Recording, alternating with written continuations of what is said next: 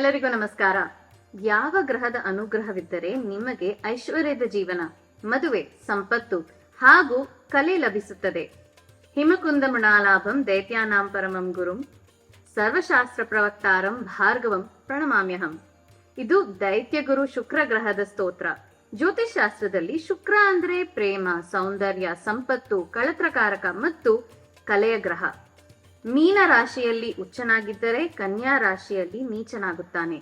ನಿಮ್ಮ ಜಾತಕದಲ್ಲಿ ಶುಕ್ರ ಬಲವಾಗಿದ್ದರೆ ಪ್ರೇಮ, ವಿವಾಹದಲ್ಲಿ ಯಶಸ್ಸು, ಆರ್ಥಿಕ ಸ್ಥಿರತೆ ಮತ್ತು ಐಶ್ವರ್ಯ, ಸೌಂದರ್ಯ ಮತ್ತು ನೃತ್ಯ, ಚಿತ್ರಕಲೆಯಲ್ಲಿ ಪ್ರತಿಭೆ.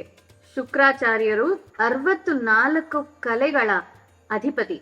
ನಿಮ್ಮ ಜಾತಕದಲ್ಲಿ ಶುಕ್ರ ಬಲವಾಗಿದ್ದರೆ ನೀವು ಯಾವುದೇ ಕಲೆಯನ್ನು ಬಹಳ ಸುಲಭವಾಗಿ ಕಲಿಯಬಹುದು. ಆದ್ರೆ ಶುಕ್ರ ಬಲವಿಲ್ಲ ಎಂದರೆ ಪ್ರೇಮದಲ್ಲಿ ವಿಫಲತೆ, ವಿವಾಹ ವಿಳಂಬ ಅಥವಾ ವಿವಾಹದಲ್ಲಿ ಸಮಸ್ಯೆಗಳು ಬರಬಹುದು.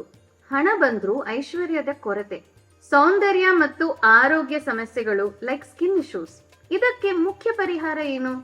ಇವತ್ತಿಗೂ ನಮ್ಮ ಸಂಸ್ಕೃತಿಯಲ್ಲಿ ಶುಕ್ರವಾರವನ್ನು ಲಕ್ಷ್ಮೀ ದೇವಿಯ ದಿನವಾಗಿ ಪೂಜಿಸುತ್ತೇವೆ. ಮಹಾಲಕ್ಷ್ಮಿ ಸ್ತೋತ್ರಗಳು ಹಲವಾರಿವೆ. ಅದರಲ್ಲಿ ಮುಖ್ಯವಾದ ಸ್ತೋತ್ರ ಯಾವುದು? ಅಂಗಂ ಹರೇ ಪುಲಕಭೂಷಣಮಾಶ್ರಯಂತಿ ಭೃಂಗಾಂಗನೇವ ಮುಕುಳಾಭರಣಂ ತಮಾಲಂ ಅಂಗೀಕೃತಾಖಿಲ ವಿಭೂತಿರಪಾಂಗಲೀಲಾ ಮಾಂಗಲ್ಯದಾಸ್ತು ಮಮ ಮಂಗಳ ದೇವತಾಯಾಹ. ಇದು ಕನಕಧಾರ ಸ್ತೋತ್ರದ ಆರಂಭ. ಇದನ್ನು ರಚಿಸಿದವರು ಶ್ರೀ ಆದಿಶಂಕರಾಚಾರ್ಯರು.